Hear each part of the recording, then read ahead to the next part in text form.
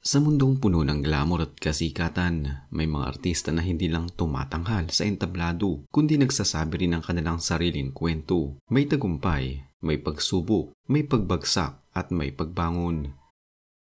Si Claudine Barreto, kilala bilang Optimum Star, isang aktres na sumikat noong dekada 90 at unang bahagi ng 2000s.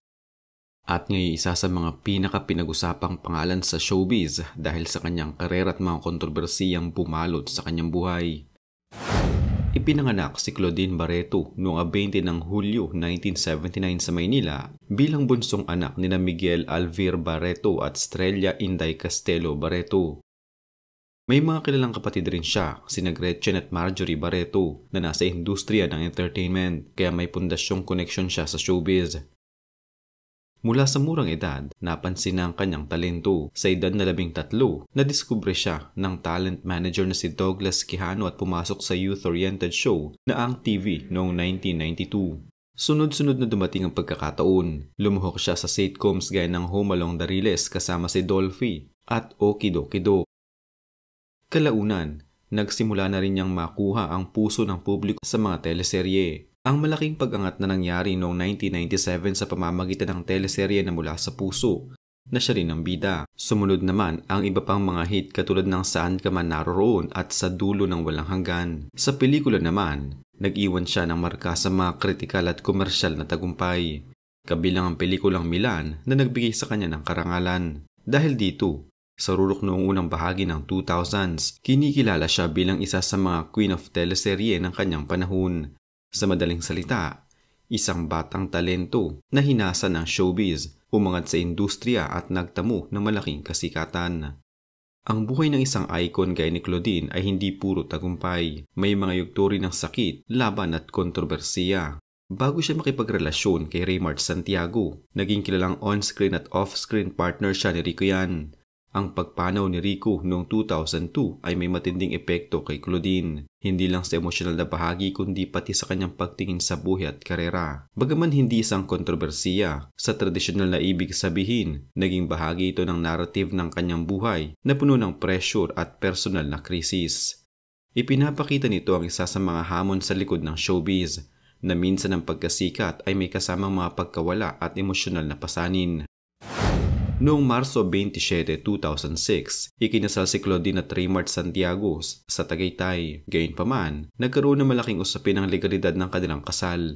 Ayon kay Claudine, mayroon silang civil wedding noong 2 ng Mayo 2004 sa Isabela na hindi raw narehistro ni Raymart kaya sinabi niyang fake ang unang kasal.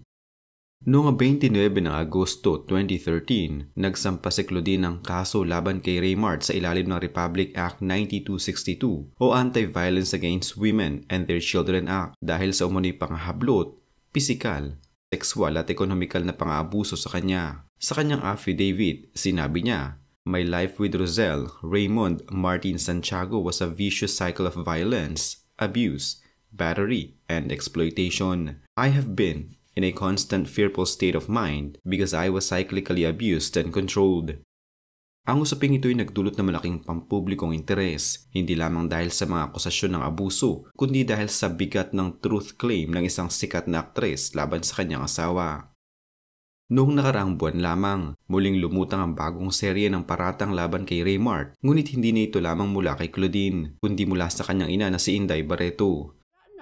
Yes, na-injection na pala. That was the start of that famous injection thing. So, sino pong nag-inject? Siya. Si Raymart. Pinadala pa namin yan si Claudine sa Thailand. Kasi we have to prove that she's not a drug addict. She has mental illness brought about by. Alam mo na yung story sinabi ko sa iyo ngayon. But I come here now because isang signature niya lang. Ang daming signature na kuha niya na nanakaw niya sa anak ko. Naisahan niya. Wala ni isang kusing sa pangalan niya. Hindi ba that is the height of betrayal? Bang nanakaw lang ang gumaganon. Swindler lang. I said no. And it's si Claudine halos na mamatay-matay na. Natuto. Iyak na iyak. Not another tear because tatapusin ko ito until the day I will finish it. Hindi ako mamamatay. I will not die until I finish this.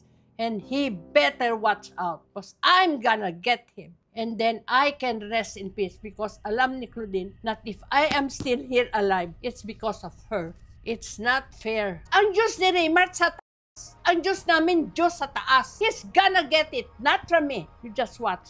Ang bait namin sa kanya. He has no right na kailangan lumuhod yung mga apo ko. Kaya namin buhanin mga apo ko. Pero ang tugon naman ni Raymart sa pamamagitan ng kanyang mga abogado mula sa Calleja Law ay mabilis at matindi. Tinawag nilang untruthful and slanderous narrative ang mga pahayag na ito. Ayon sa kanila, it is very unfortunate that Mrs. Barreto opted to resort to publicity to spread this untruthful and slanderous narrative about our client and his marriage.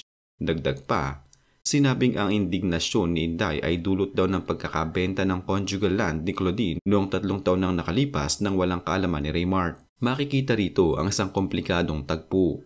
Isang ina na naglalantad ng matinding sugat ng anak, isang dating asawa na nagtatanggol sa kanyang reputasyon at isang pamilya na nasangkot sa mata ng publiko. Habang ang nakaraan ay puno ng ilaw at anino, ano naman ang kalagayan ngayon ni Claudine? Sa kabila ng lahat, makikita ang ilang mga yugto ng pagbabago sa kanyang buhay at karera. Matapos ang ilang taon ng mas mababang exposure, bumalik si Claudine sa telebisyon noong 2023 sa pamamagitan ng isang primetime series sa GMA Network, ang Lovers, Liars. Dito, ginampanan niya ang papel ng isang CEO ng real estate company na may illicit affair plot na isang pagbabago sa kanyang dating imahe bilang innocent teleserye heroine. Sa personal niyang buhay, noong Agosto 2025 ay nagbahagi siya sa Instagram ng video tungkol sa kanyang hospitalization dahil sa depresyon. Ipinahayag niya ang paghihirap na kanyang pinagdadaanan at ang kahilingan ng pag-unawa mula sa publiko. Noong Setyembre 2025 naman ay lumutang ang kanyang pahayag na I am now Claudine Barreto yan bilang isang simbolikong paghahanap ng panibagong identity bilang anak na tinanggap ng ina ni Rico yan. Wala pa ring pahayag si Claudine tungkol sa pinakahuling interview ng kanyang ina o kung may susunod na hakbang na legal na kanilang gagawin. Sa aspektong profesional, tila patuloy siyang aktibo sa social media, nagbibigay mensahe sa mental health, sa loyalty at pagbabantay sa sarili. Mga tema na bahagi ng kanyang kasalukuyang pagpapahayag sa publiko. Ang kwento ni Claudine Barreto ay hindi lamang tungkol sa pagiging bida sa telebisyon o sa pelikula. Ito rin ay kwento ng tao.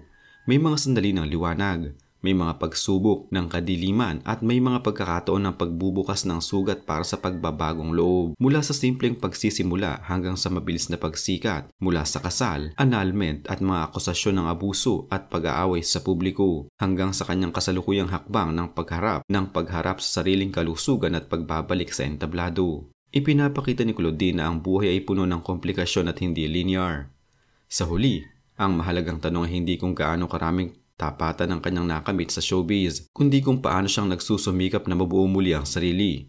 Para sa sarili niya, para sa mga anak niya, at para sa kinabukasan. Bagaman ang lahat ay hindi tapos. Lalo na sa pagitan niya at ni Raymart Santiago, kakaunti ang mga taong may ganitong antas ng katatagan.